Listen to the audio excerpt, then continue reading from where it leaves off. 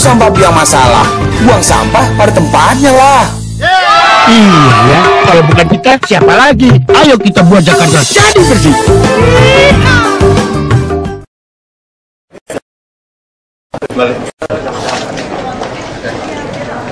Sudah sempat jalan-jalan tadi.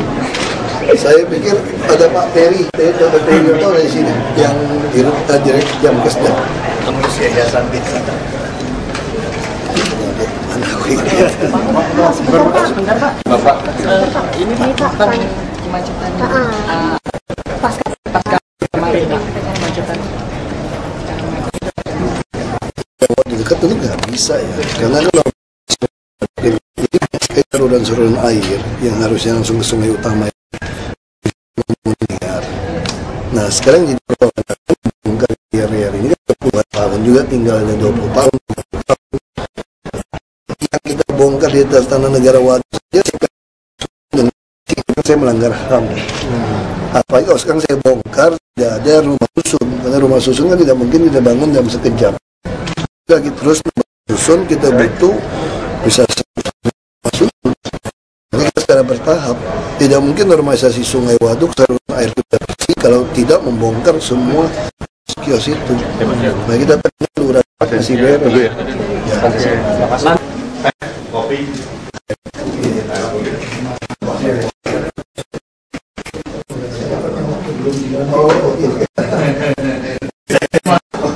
Cuma siapa yang baca alhamdulillah.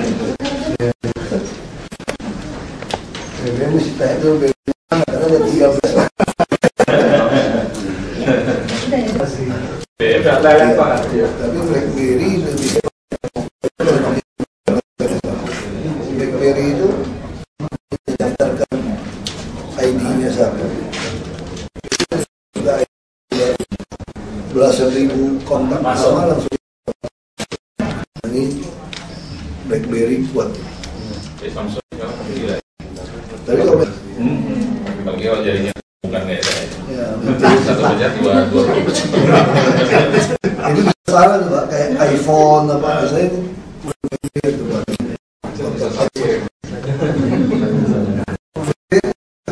Yang baru juga malah lebih oke Pak. Teksnya dia cepat, balanya cepat. Tidak sebab kalau saya duduk mesti agak sejuk.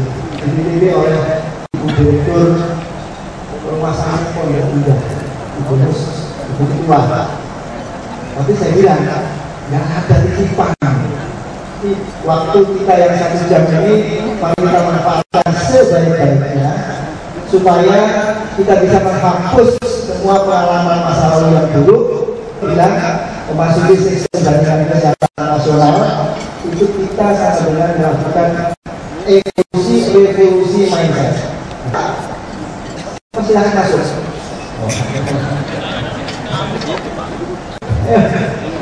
Pak ini kesempatan bisa ngatur. Nanti kalau dia udah balik dari itu, waktu dari salah itu adalah penyanyi dulu. Mari kita tepuk tangan kalian Bapak Ibu saya. Selamat datang Bapak Wagub. Pak Sekjen. Sekarang saya lihat. Kami persilakan. Oh, ada Bapak Sekjen. Hadir juga Bapak Sekjen di sini, Bapak Ibu sekalian. Apa kabar Pak?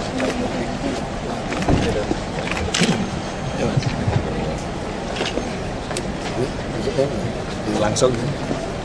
Mau lah. Di sini Pak, silakan Pak. Langsung. Oh, silakan.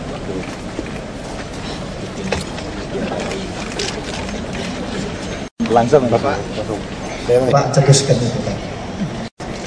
Sebagai pembuka ingin saya sampaikan, kami di kalangan rumah sakit punya SOP dokter. Pilot juga begitu Pak. Cuma ada bedanya sedikit saja. Kalau pilot melanggar SOP, dia sambil ikut mati karena pesawatnya jatuh bisa mati. Itu risikonya Pak. Tetapi kalau dokter mungkin dia tidak mati, tapi ancaman lain kalau tidak ikutin SOP. Mungkin dituntut bisa miliar-miliar. Itu semacam pengantar. Bapak Ibu sekalian, Bapak Wagub, kami akan persilahkan di antara peserta ada geng Bapak juga, yaitu Ibu rumah sakit Pelni yang biasa dapat dengan Bapak. Mana Ibu Ketua daripada OC kita hari ini? Saya kira ada di hadir di sini. Waktu, oh itu beliau. Jadi Ketua OC seminar ini ada Pak Bas, kami persilahkan waktu 60 menit, tapi izinkan rekan-rekan kita semua ini untuk berdialog dengan Pak Bas. Mohon pengalaman KJS. Saya persilahkan Pak.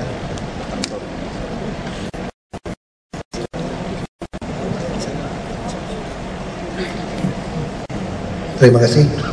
Yang terhormatnya saya loncat aja ya, semua yang terhormat ya, supaya cepat. Ya. Saya merasa senang bisa di sini untuk kita buat sebuah dialog. Tapi pun saya sampaikan, waktu kami melaksanakan KJS baik yang protes. Kenapa waktu bulan November ini Anda sudah lakukan, padahal semua belum siap. Nah kami menjawabnya juga sangat santai saja. Anda masih ingat nggak, sering sekali kalau partai politik atau yayasan membuat baksos, itu penuh atau tidak baksosnya itu? Penuh. Artinya apa? Artinya ada segolongan dari saudara kita yang kurang beruntung, yang tidak berani berobat. Nah, saya punya pengalaman pribadi, saya lakukan ini sejak tahun 2006 di Belitung Timur. Waktu itu, kebetulan adik saya dokter, ipar saya dokter, sepupu saya dokter, dan kita punya klinik, punya apotik. Saudara teman saya juga punya rawat inap. Ketika saya lakukan ini, mereka protes semua. Mereka mengatakan, kamu akan membuat bangkrut kami. Karena Anda membebaskan untuk di puskesmas. Saya kerjasama dengan PT Askes waktu itu hanya 6.000 dulu, lebih parah lagi nih. Jadi permannya itu 6.000 rupiah. Dia tidak bisa tanggung ambulan, saya tanggung dari ambulan saya. Dia tidak bisa kirim orang rujukan ke Jakarta, saya tanggung dengan biaya taktis saya sebagai bupati. Lalu saya bilang sama ibu saya jamin 3 bulan pasien Anda, apotik Anda tidak akan sepi. Kalau sampai sepi, saya bubarkan sistem ini. Puskesmas itu naik 300 sampai 400% pengunjung. Kalau di Jakarta kira-kira rata-rata 577%. Puskesmas setelah kita buka Jakarta. Jadi waktu kita buka seperti itu, kenapa? Jadi orang miskin, kalau dia mau suntik insulin saja, walaupun hanya bayar di puskesmas 3.000, dia tidak punya uang untuk. Waktu dia datang, dia tidak bisa kerja. Nah, ketika ini dibuka, mereka tuh datang. Yang persoalan utama apa? Yang paling protes ini siapa? Terus terang adalah dokter dan perawat. Karena mereka yang biasa santai, yang tidak banyak pasien, yang datang, ya kasih saja. Yang namanya antibiotik dikasih untuk seminggu, dia kasih 3 hari. Kenapa seperti itu puskesmas? Karena rata-rata waktu bayar 3.000, ini uang ditilang. Jadi jumlah pasien yang datang itu dipalsukan, dikurangin. Akibatnya obat yang turun ini pun tidak cukup. Kalau tidak cukup, dia bagi 3 orang kira-kira gitu. Ini yang menyebabkan rakyat ini, warga ini jadi kebal.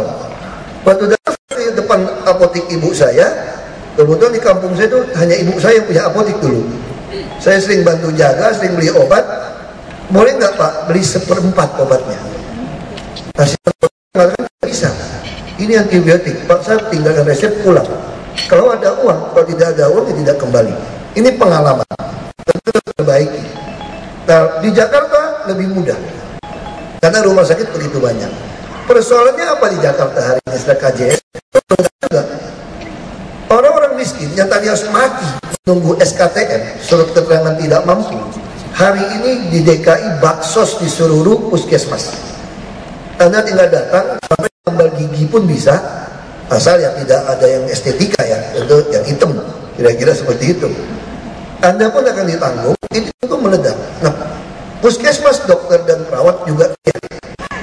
Nah, kami sudah perbaiki penghasilannya. Saya katakan DKI untuk sopir Transjakarta saja 3,5 UMP. Jadi tahun depan sopir kami akan kira-kira berpenghasilan hampir 10 juta 1 bulan. Nah, kita lagi mau dongkrak, dokter-dokter juga punya penghasilan yang seperti ini.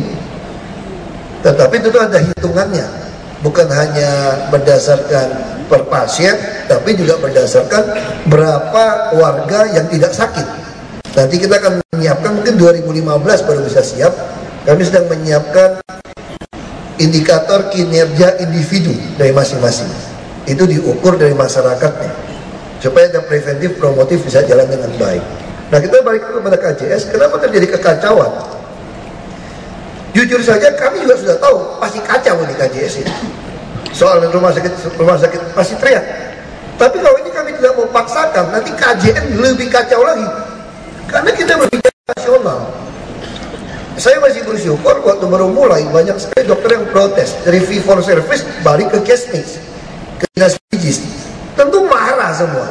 Kita bisa bayangkan dulu kalau datang ke restoran boleh ala carte, pesan seenaknya, mau goreng wagyu, seafood, pesan saja dan dibayar semua dari pemerintah. Sekarang kita bilang tidak bisa. Kalau nasi goreng ya nasi goreng. Ini hanya life saving. Ini nasi goreng. Anda tidak bisa. Anda kalau mau cari untung silakan di kelas 2, kelas 1 di VIP. Tapi kelas 3 tidak bisa. Ini harus satu paket. Ini bisa ribut kita. Kita bicara jujur. Ada nggak catatan rumah sakit Indonesia dibuka clinical pathway-nya?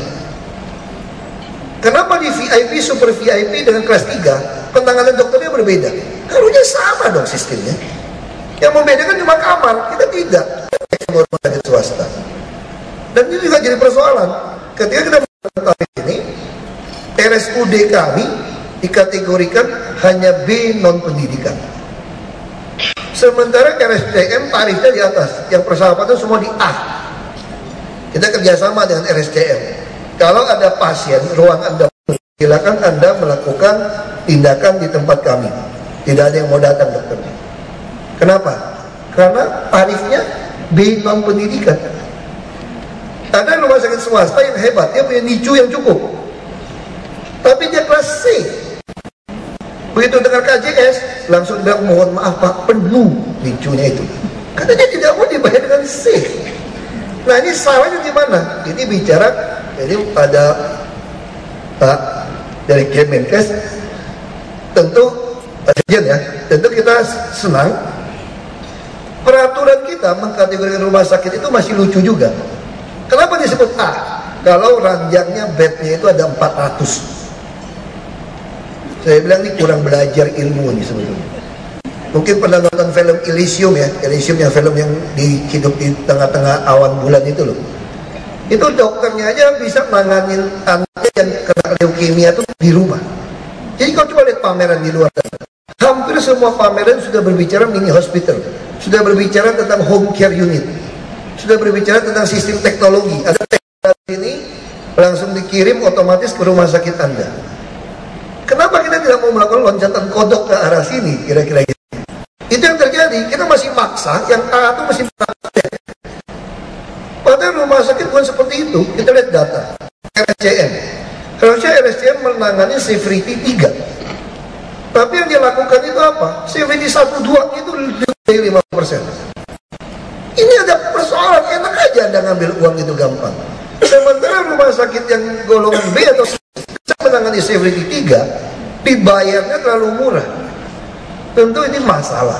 Nah kita minta perbaikan dari kementerian untuk menaikkan golongan. Nah kami lebih cenderung lebih setuju. Kita bisa berdebat, bisa diskusi.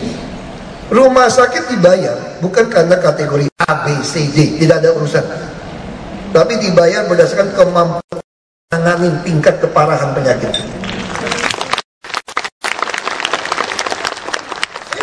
Apa yang susah? Yang tidak boleh diubah itu cuma ayat suci di kitab suci. Walaupun kita juga tidak tahu benar atau tidak benarnya itu. Ya, coba ditanya. Ada yang orang tuanya sudah meninggal, kakek nenek sudah meninggal, ada yang kasih tahu kita surga neraka benar atau tidak? Kita percaya saja kan itu kan? Ya sudah, kita percaya, kita telan. Makanya kita jangan ubah-ubah itu ayat-ayat itu gitu.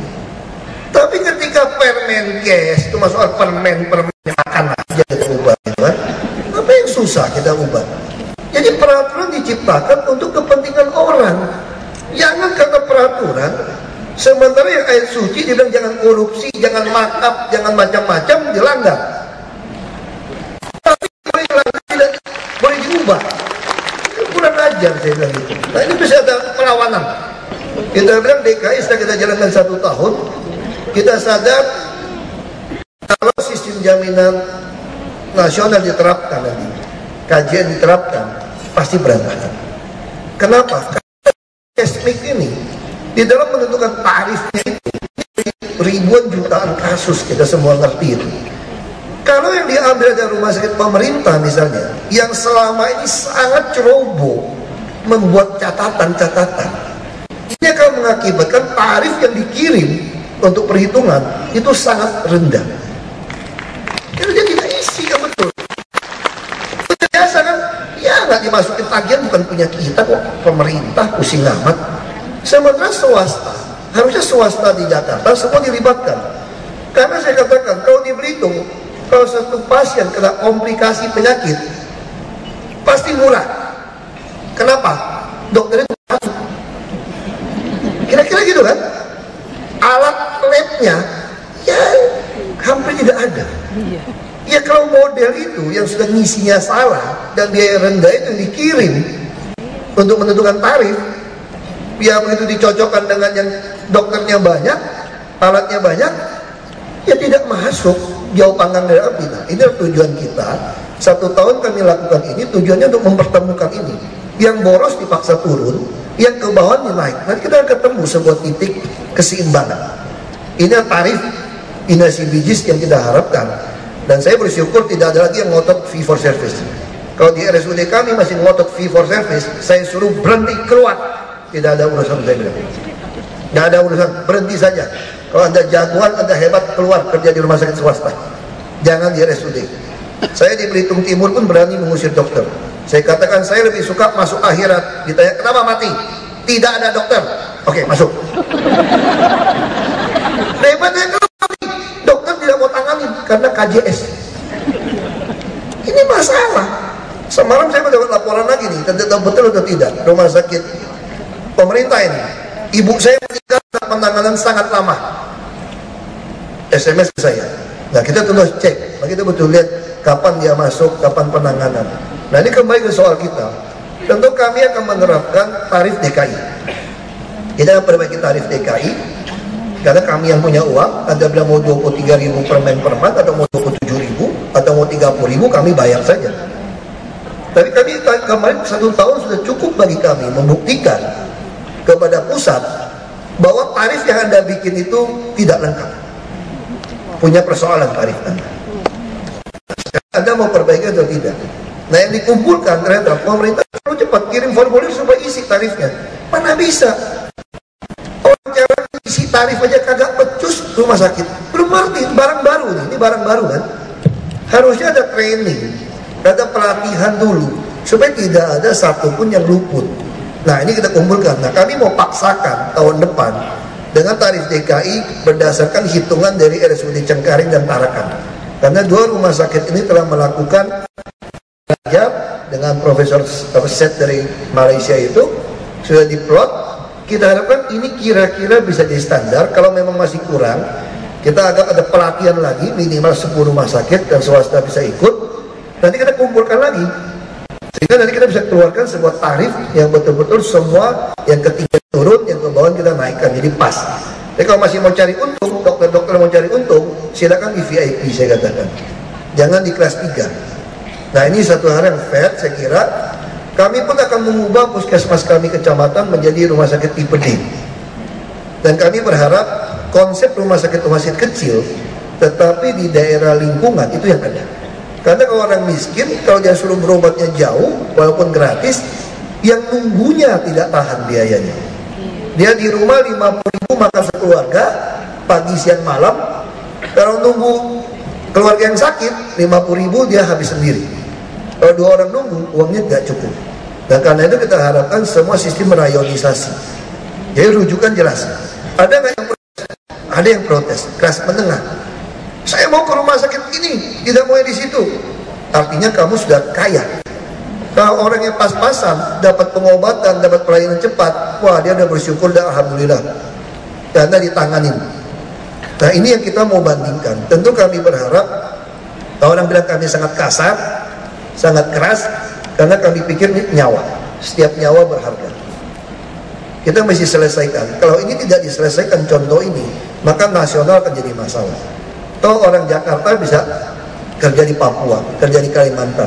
Orang Kalimantan bisa sekolah di sini.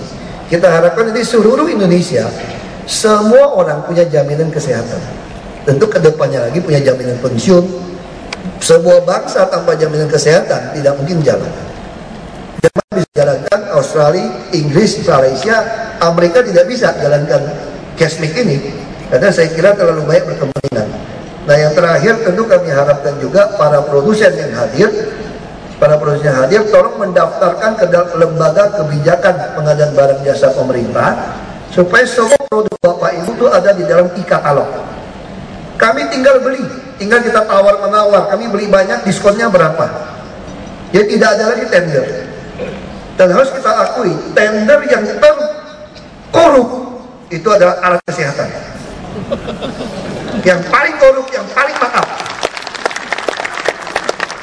Ini yang mau kami tangkap semua. Jadi sekali lagi kalau Bapak produsen masih main-main di DKI, kami akan penjarakan saudara. Tidak ada urusan. Karena ini uang rakyat, ini nyawa orang.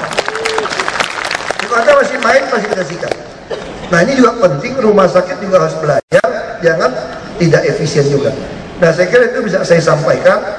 Kita harapkan sekali para produsen yang pameran di sini bisa masukkan dalam e-katalog sehingga kami bisa langsung beli. Bahkan bus alat berat pun sudah kita masukkan ke e-katalog. Ya tidak ada lagi permainan tender-tender yang macam-macam. Dan ini juga sangat menyayangkan, rumah sakit juga harus diubah. Harusnya sekali lagi bukan berdasarkan tipe jumlah ranjang, tapi berdasarkan kemampuan dokter menanganinya. Nah pertanyaan satu, bagaimana kalau dokter yang di rumah sakit tidak mampu, ngaku-ngaku mampu supaya dapat uang yang besar? Di situ ada ID yang malpraktek, udah ada malpraktek ditangkap. Tapi kalau di daerah dokter umum pun kalau masih lakukan sesar, nggak ada dokter juga sesar juga kan, itu juga diizinkan gitu.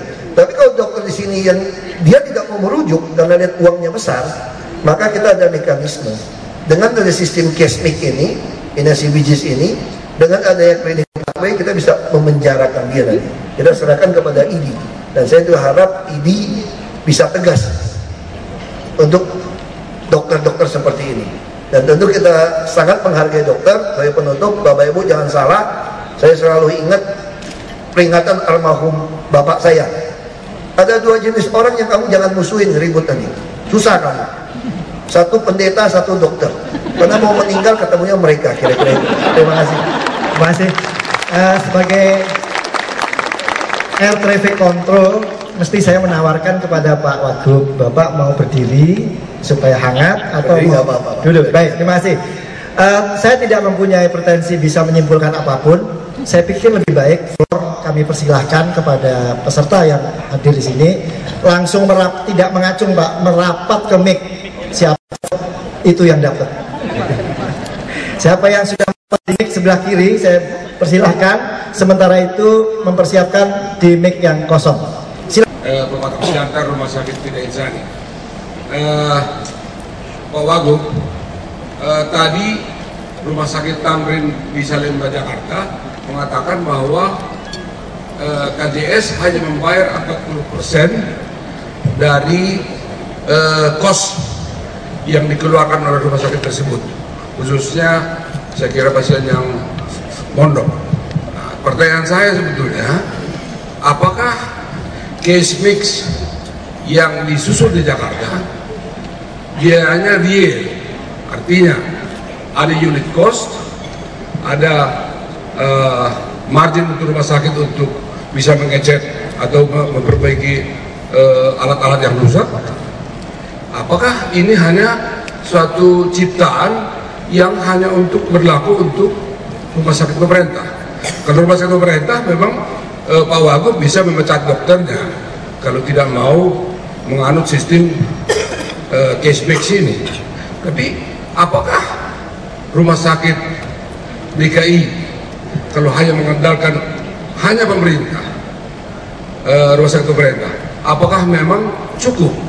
Kita tahu di Indonesia, kalau itu nanti konteks Indonesia diterjemahkan dalam JKN, itu nanti 55% adalah bed dari rumah sakit swasta, yang sebetulnya rumah sakit swasta ini sistemnya gajinya harus dibayar rumah sakit, semua harus dibayar rumah sakit, alat dan sebagainya. Ini pertanyaan saya. Terima kasih. Terima kasih. Saya pikir 2 orang. Saya persilahkan yang di tengah, Pak, yang sudah siap ini keadaannya. Terima kasih. Saya Dr. Tuahman Purba dari Rumah Sakit Sari Dr. Medan. Ini sama-sama Purba. Saya ingin menanyakan nih kepada Bapak Wagub. Kebijakan yang Bapak buat masalah kesehatan ini saya rasa cukup berani. Kita mungkin dari rumah sakit swasta di Medan, khususnya di kota Medan, bahwa kebijakan pemerintah dalam menetapkan kelas ini hanya berdasarkan jumlah tempat tidur. Sedangkan Bapak tadi memberikan informasi bahwa sebenarnya bukan hanya tempat tidur yang melakukan pelayanan, tetapi kemampuan dari dokternya. Kita mohon petunjuk nih Pak, bagaimana sebenarnya pelayanan jaminan kesehatan nasional ini menurut Bapak yang bisa kita terapkan di negara Republik kita yang tercinta ini. Terima kasih. Saya langsung jawab ya Pak ya.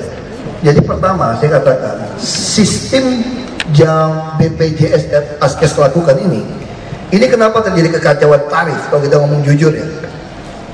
Dulu 6.000 Askes itu masih PT, nanti 1 Januari dia jadi BPJS. Waktu 6.000 itu saja mereka tuh masih ada untung karena dia PT. Kenapa untung? Karena dia tekan-tekan, ada yang mau ditebus, ada dia ditebus, jadi masyarakat masih beli. Itu yang membuat orang miskin itu takut berobat. Kalau saya disuruh kontribusi 10% saja, kalau saya kebetulan tidak punya uang, saya berat. Makanya ketika dihitung mau masukin BPJS, Menteri Keuangan tanya waktu menyusun anggaran, jadi kira-kira berapa sih real cost-nya untuk satu orang tuh permen-permannya berapa?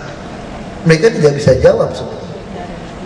Nah di situ dikatakan udah kalau gitu kali 3 saja deh. Atau kayak 2 kali tambahkan. Nah kalau 6.000 kayak 3 18.000, 115.000. Ternyata hitung-hitung mereka butuh 27.000. Jadi kita bisa bayangkan kalau asuransinya preminya harus 27.000, ini cuma hitungannya dulu malah 15.000 kan, debat-debat naikin 19.000. Itu yang menyebabkan tarif yang udah dihitung-hitung tadi diskon 25%. Jadi kita bisa bayangkan ini tarif udah salah ngitung, didiskon lagi 25%. Kenapa salah ngitung? Karena yang dihitung itu hanya rata-rata RSUD di daerah, bukan rumah sakit swasta yang dihitung. Rumah sakit swasta daerah juga saya bilang beda dong. Satu orang komplikasi, dokter tangani cuma 1-2 dokter. Kalau Jakarta banyak, sedangkan dokter rumah sakit swasta di Jakarta tidak ada satu pun dilibatkan di dalam masuk ke dalam sistem cashback hitungan cost ini. Ini persoalan.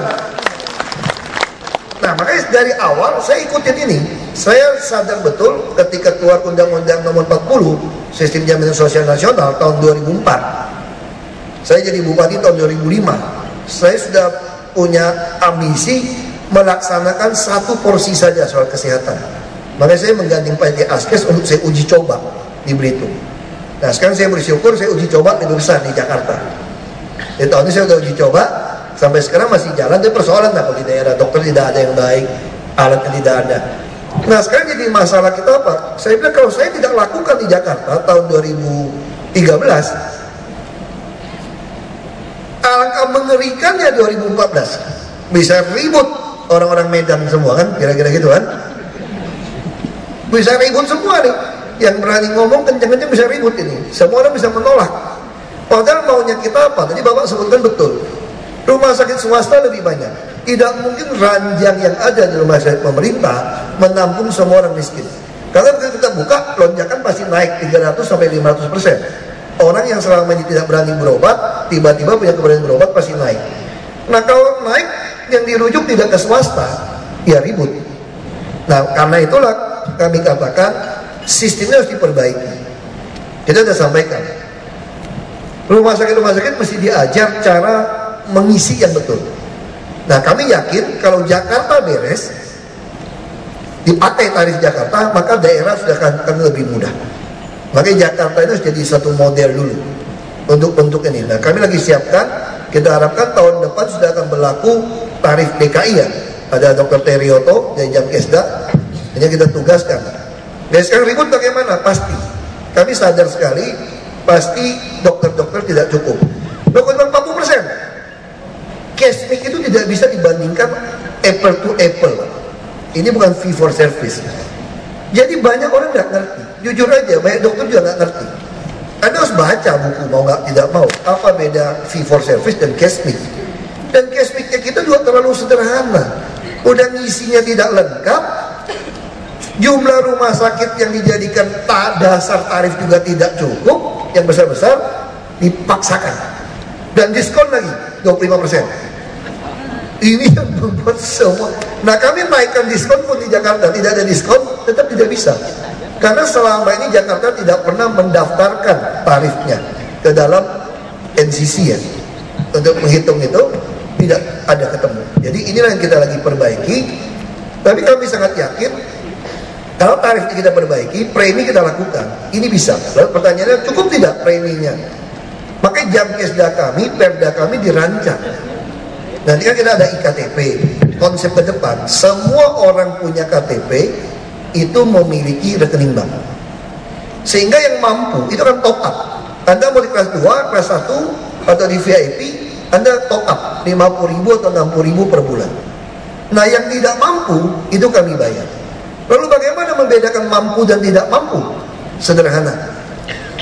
Yang mampu tidak mau di kelas 3, yang 10 bed, yang 8 bed, 1 kamar mandi.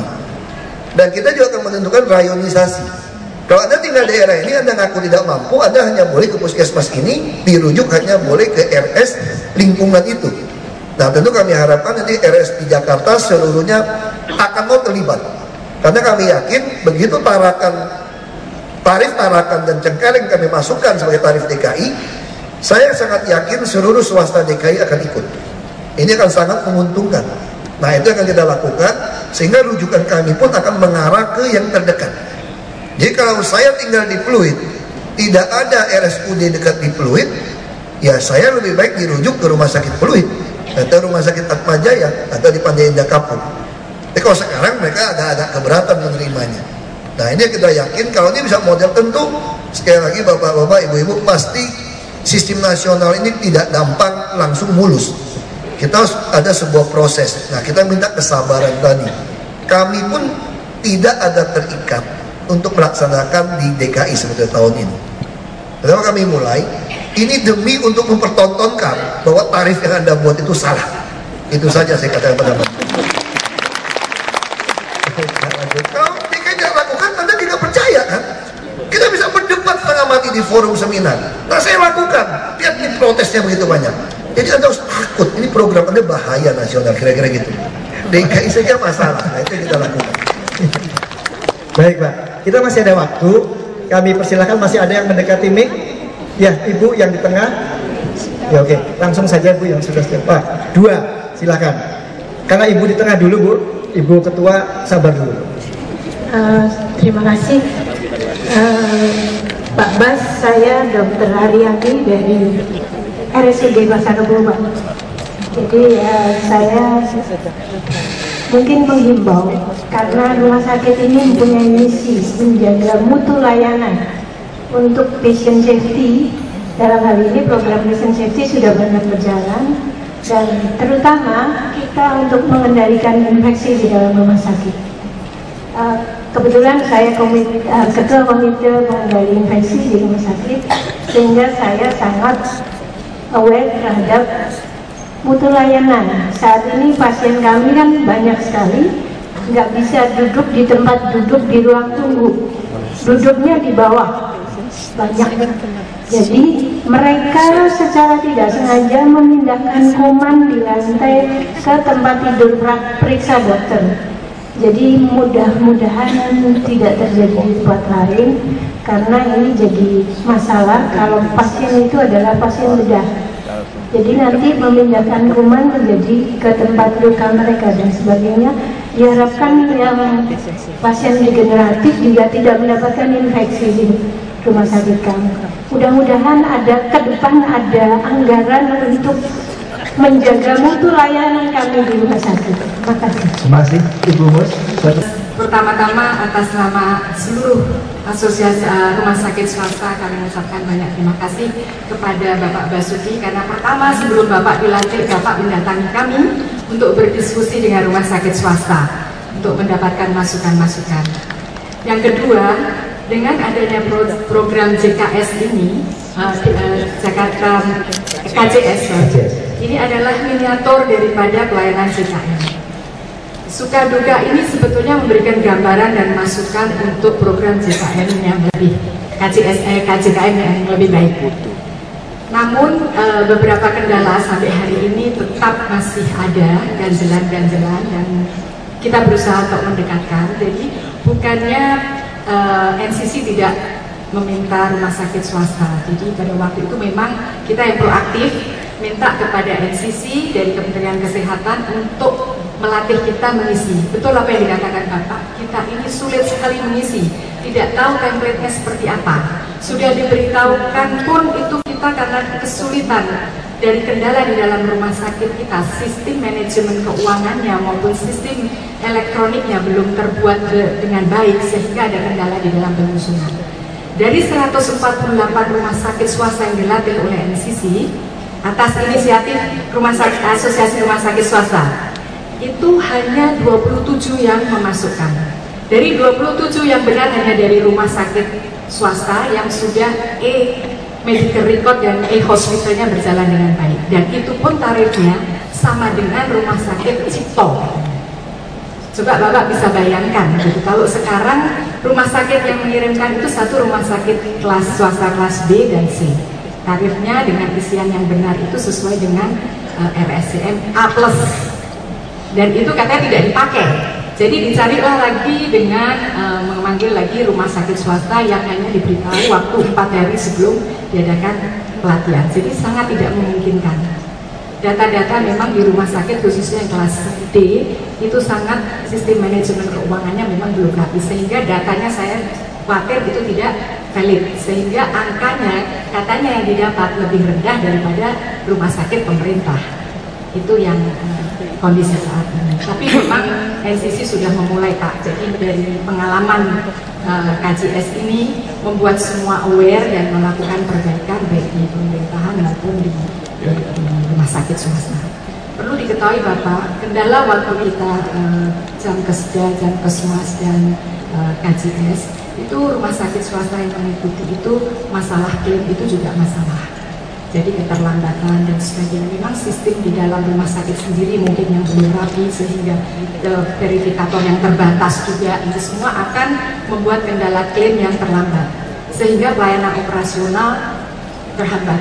Dan waktu itu ada berapa rumah sakit yang terpaksa mundur karena tidak bisa mempertahankan biaya operasional yang harus disediakan.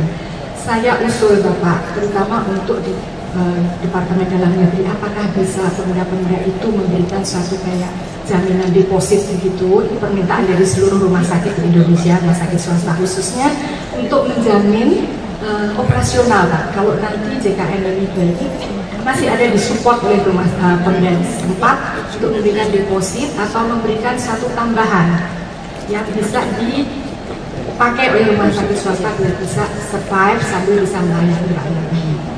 Mungkin itu yang saya sampaikan. Terima kasih banyak atas segala usaha Bapak dan oke Bu, deposit itu bisa. Justru sekarang yang kita mau masukkan satu pasal ya, dari ya, itu sistemnya itu adalah masukkan tagihan juga salah. Itu masalahnya Bu. Balikin lagi. Nah, verifikator administrasi dia belajar ngajarin dokter. Ini bisa nggak bisa? Marah juga dokter sebagian. Ini anak lulusan SMK atau SEMIA, dia cuma diajarin verifikasi administrasi, tiba-tiba dia menunjukkan ini boleh masuk, ini tidak boleh masuk.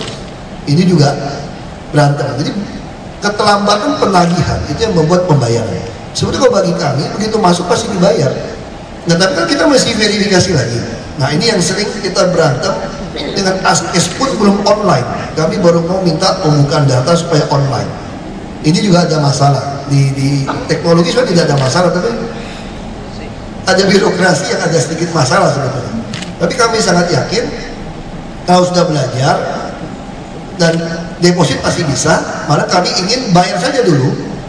Nanti begitu ketemu kita minta BPKP untuk bisa putuskan, kita bayar dulu. Kalau nanti ada satu pasal mengatakan kalau ternyata setelah verifikasi ada kelebihan pembayaran, maka ini akan diperhitungkan ke tagihan berikutnya. Kan rumah sakit kan terus datang. Nah itu akan solusi yang sudah kami mau lakukan di DKI.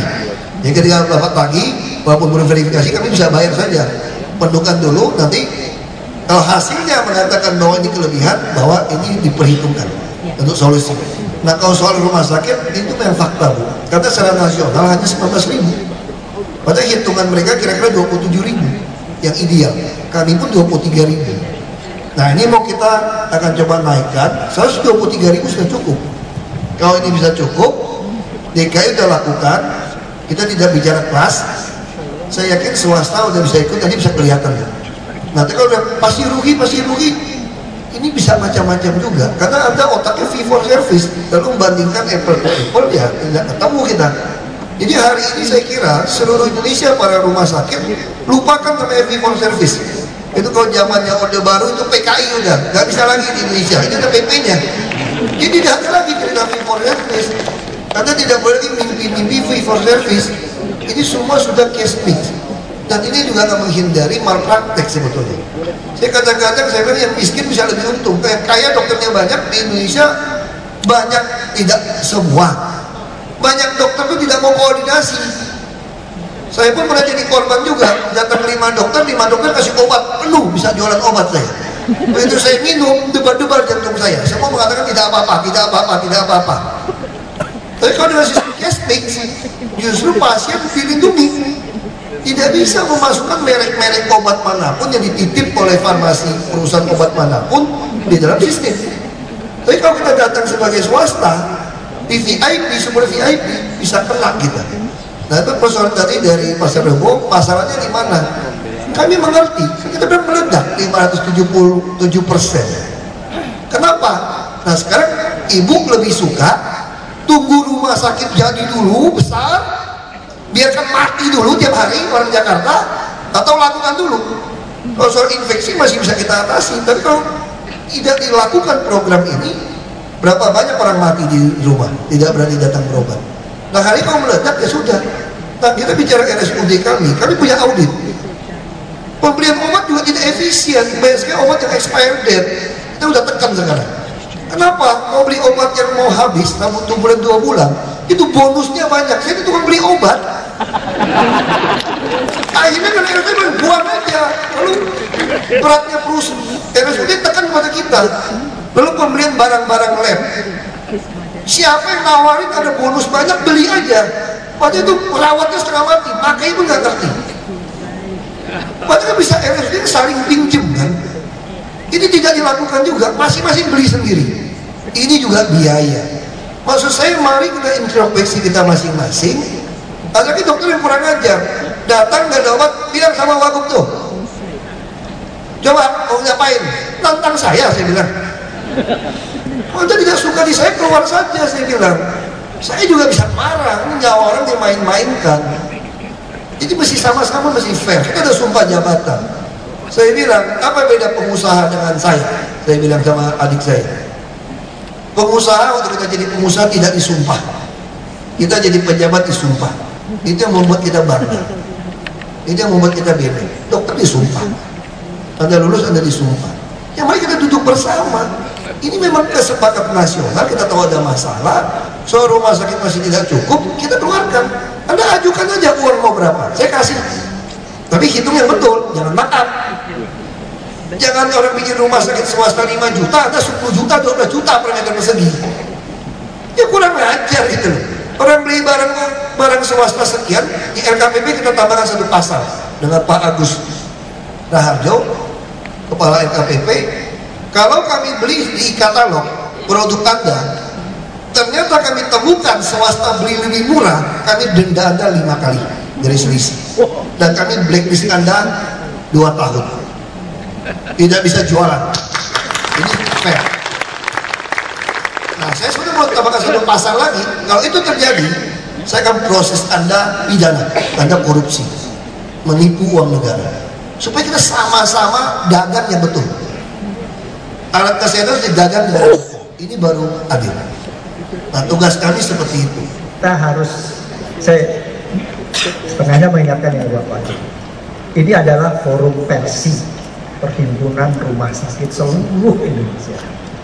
Nah, yang sudah mempunyai komitmen bahwa sistem jaminan sosial di mana di dalamnya ada JKN harus kita bangun bersama. Komitmen kita punya catatan medis yang bagus. Itu tidak pernah kita punya. Nah, oleh karena itu karena memajukan dunia kedokteran dan rumah sakit karena efisien kita. Ya, baik. Izin ya Pak. Oke. Sebenarnya saya ada niat kurang bagus supaya apa? Saya nggak berdiri terus. Saya kejebak tadi sama Pak Wagub. Karena Bapak Ibu sekalian, sebagai saya itu yang harus bertanggung jawab sebetulnya.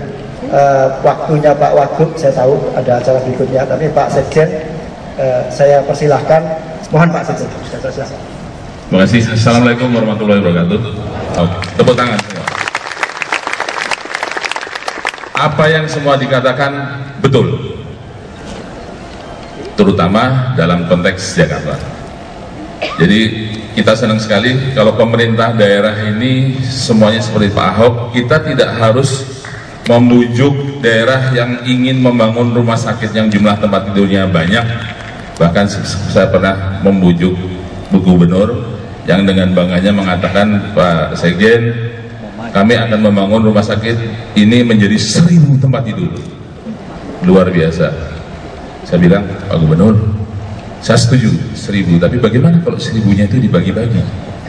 Yang di provinsi ini yang datang rakyat dari sekian ratus kilometer. Jadi bagaimana kalau yang 100 di sini, 100 di sini, sehingga yang di provinsi hanya rumah sakit yang betul-betul mempunyai spesialis dan kemampuan pelayanan yang bagus tanpa tempat tidurnya banyak. Jadi konsep itu betul Pak.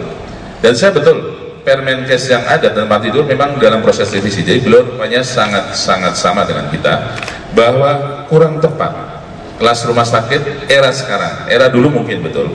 Era sekarang kelas itu berbasis kepada semata-mata jumlah tempat tidur. Karena rumah sakit di luar negeri dengan kapasitas tempat tidur 100 itu sudah bisa mempunyai kemampuan yang seperti spesialistik kelas A. Ini semua harus apa lagi tadi? Semua dokter harus mengikuti itu, kemudian semua rumah sakit harus melayani dan suatu kebijakan yang memang sebenarnya menjadi mimpi kita. Seandainya semua provinsi pun seperti Jakarta, maka tadi yang dikatakan bahwa tarif itu salah tidak akan terjadi. Kenapa tarif salah? Karena duitnya cekat.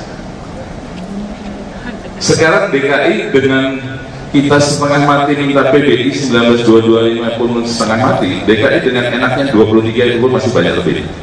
Jadi seandainya semua seperti itu alangkah nikmatnya. Akibatnya karena tidak apple to apple, saat ini dalam merancang inasi bijis yang tahun 2014 pun lebih banyak pemerintah, swasta tidak terlalu banyak, karena itu sudah mengajak Bu Musaidah, yuk sama-sama, ini bukan akhir dari perjuangan. Proses perubahan memerlukan tahapan. Tahun 2014 ajak semua. Jadi saya mohon nanti Pak Ahok berjanji bahwa seluruh swasta, saya kan di Jakarta ya, seluruh rumah sakit swasta harus memberikan data tentang cost unit dari seluruh pemeriksaan. Dan sekali lagi terima kasih, berbagai koreksi pasti itu menjadi pemicu buat kita, dan sekali lagi kita apresiasi buat Pak Ahok. Anda bersedia. Pak Sekjen, saya bilang dari semua, kita kalau rumah sakit di DKI tidak mau kasih kos, mungkin kita akan cari ancaman cabut izin rumah sakit. Cari pasalnya ya. Kami akan cari pasalnya. Kita akan cari, istilahnya Anda salah apa? Anda tidak salah saja bisa kami carikan salahnya, apalagi Anda salah. Kira-kira begitu. Pak, jangan kencang-kencang menurut saya ini. Karena saya sebagai Jakarta masih digertak Pak. Iya, pakai prinsip juga. Begitu busway digertak denda 1 juta, kosong tuh busway. Tentu itu nggak dilakukan. Prinsip free will ya. Baik, Bapak Ibu sekalian, kami kira kita persilahkan kepada Bapak Wagub untuk semacam closing remark dari Bapak untuk ya ucapan selamat jalan, kami nanti gampang. Ya, sekali lagi saya ucapkan selamat untuk versi yang buat acara seperti ini. Pameran kesehatannya juga luar biasa. Alat-alatnya kali terbesar di Asia ya. Nah, tolong pesankan kepada para produsen, tolong daftarkan di RKPP. Ini e-katalog ini berlaku seluruh Indonesia. Nanti seluruh rumah sakit pemerintah di Indonesia bisa langsung beli. Kita sama-sama menderita sebetulnya. Kami juga dicaci maki orang. Sebagai orang politik harusnya menjaga citra. Tapi saya kira kali ini kita sama-sama saling gotong royong. Kami politik mengorbankan citra kami, Bapak Ibu mungkin mengorbankan sedikit kesulitan demi untuk mewujudkan sistem jaminan sosial nasional, terutama soal kesehatan bisa kita mulai 2014. Dan kita yakin kalau kita saling gotong royong, sama-sama bantu sedikit demi sedikit, kita perbaiki sedikit demi sedikit, pasti kita bisa menuju sesuai cita-cita. Dan kalau ini bisa kita lakukan, kita sebetulnya akan lebih hebat daripada Amerika. Ya, sama saya. Terima kasih kepada Bapak Wakil Gubernur DKI Jakarta, Bapak Insinyur Basuki Cahayapurnama MM, juga kepada Bapak Sekjen Kementerian Kesehatan RI atas pidato dan arahannya. Tidak ngerti banyak juga soal kesehatan. Masih sedang di KJS Pak 1 tahun, misalkan kemunculan tepat sekali jadi Bapak dia bilang bahwa kalau berarti apa itu tadi, karena sistem tarif kan bukan kami yang bikin. Itu yang saya katakan kan, bahwa tarif yang dibikin kan tidak memenuhi syarat. Karena pemerintah dananya tidak cukup, udah tarifnya tidak semua swasta masuk, udah salah gitu, didiskon lagi 25%. Ya tentu semua swasta teriak. Namanya kita akan perbaiki, kita jalankan ini, udah DKI kan punya dana sendiri, kita akan tentukan tarif DKI. Nah, kita harapkan nanti kalau semua udah masukkan yang benar, dilatih lagi cara mengisi tarif yang betul. Nanti mungkin tahun 2015, sekarang juga yang tarif 2014 sudah relatif lebih baik. Yang dilakukan oleh NCC itu ya, dari pemerintah udah lebih baik, tapi belum terlalu banyak karena swasta belum banyak ikut.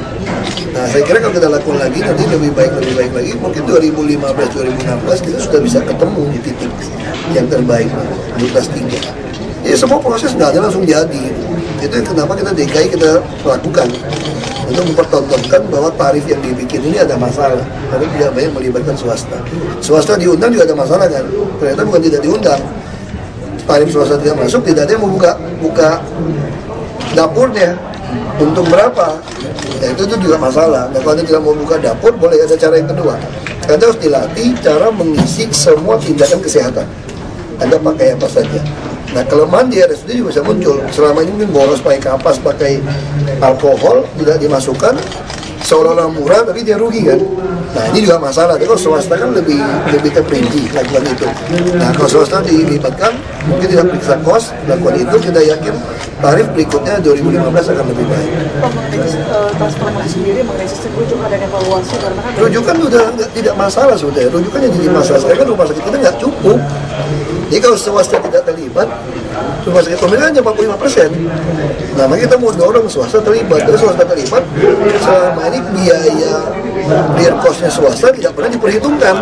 Ya siapa yang mau ikut? Nah, kalau ini sudah digabungkan, kita lihat aja kok, rumah sakit juga naiknya nggak terlalu banyak, udah mulai turun lagi, udah mulai stabil. Karena pertama kan banyak yang sakit, ya kan udah mulai nggak stabil. Dan juga ada sistem rayonisasi. Ya kalau ngaku miskin tidak mampu, ya tinggal di Pluit, masa mau berobatnya ke Jakarta Selatan gitu loh. Itu namanya bukan tidak mampu lagi. Nah, kita kan bikin sistem rayonisasi. Dan kita juga akan bikin puskesmas yang di kecamatan akan jadi rumah sakit tipe D, RSUD tipe D. Sehingga bisa banyak orang-orang miskin tidak perlu bolak-balik ngabisin ongkos makan buat nungguin pasien. Karena ini di kecamatan dia. Kalau dia bilang, nggak mau, saya mau pindah ke wilayah lain. Kamu udah orang kaya, kira-kira gitu. Itu aja. Ya, saya bisa ada acara banyak hari ini. Apakah ada sanksi? Kojatarakan tidak nakal. Siapa bilang kojatarakan nakal? Kepenuhan aja. Tapi kalau ada sistem gini Pak, jadi ada maklar antrean Pak, jadi dia menjual sesuatu. Makanya yang jadi masalah kan begini. Orang-orang kelas menengah ini membeli kartu-kartu KJS, maklar-maklar ini untuk datang pengobatan lewat jalan, lab, di RSUD. Nah sekarang ada kunci, itu dulu. Makanya sekarang banyak sekali orang pegang KJS. Itu saya tuh tidak mau pakai KJS, tidak mau nebus. Dulu kenapa orang ngotot mau dapat KJS? Jadi dapat KJS bisa datang ke RSUD, berobat rawat jalan, dapat cek lab, keenakan dia. Makanya dia beli kan, bisa ada makar. Sekarang nggak bisa. Kalau Anda mau cek awal harus di puskesmas. Orang yang sedang menengah dia mana mau ke puskesmas. Nah kalau di Optama di kelas 3, kalau dulu kan tidak, udah dicek lab. Dia berobatnya ke dokter swasta dia, tapi ngecek lab gratisnya di RSUD. Itu yang terjadi. Makanya sekarang RSUD kita mulai kunci nih. Tidak boleh lagi, kecuali Anda habis jawab nama, Anda bolak-balik mau untuk rawat jalan lagi boleh. Jadi kalau ada tiba-tiba datang ngeluarin KJS, dia keluhan, kan saya terima SMS. Keluhan orang itu rata-rata gitu, Pak saya ditolak KJS Pak, kenapa?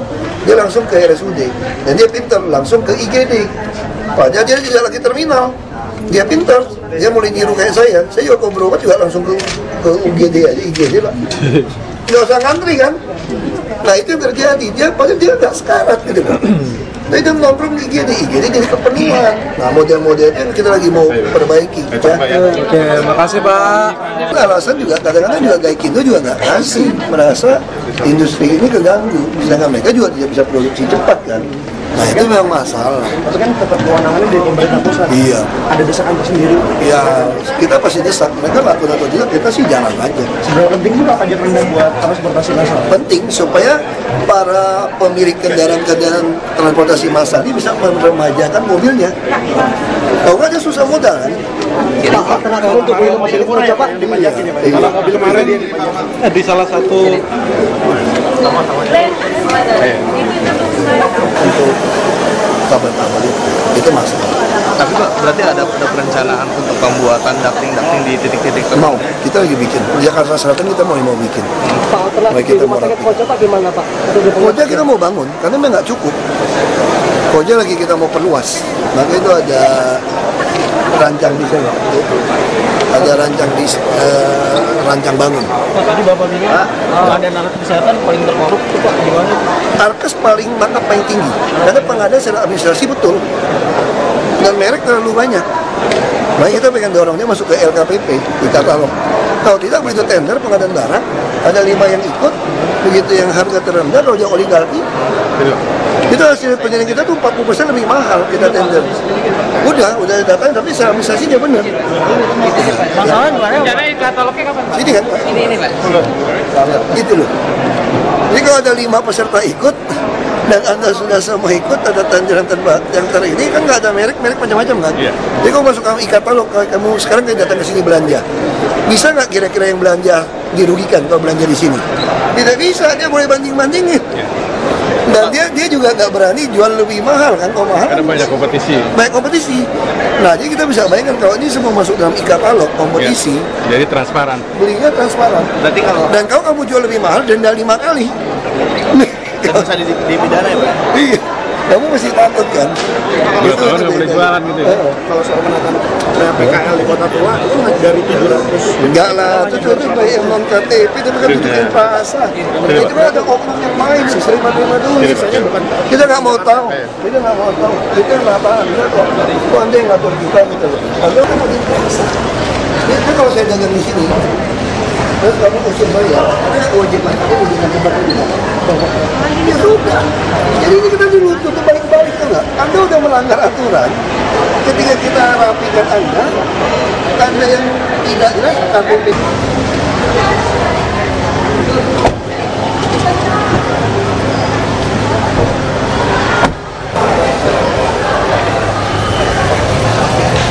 Ya. Pemenang pertama akan mendapatkan uang tunai sebesar 5 juta rupiah, kemudian pemenang kedua akan mendapatkan uang tunai 4 juta, pemenang ketiga 3 juta, pemenang harapan kedua akan mendapatkan 2 juta rupiah dan 2.500.000 rupiah, kemudian harapan kedua 2 juta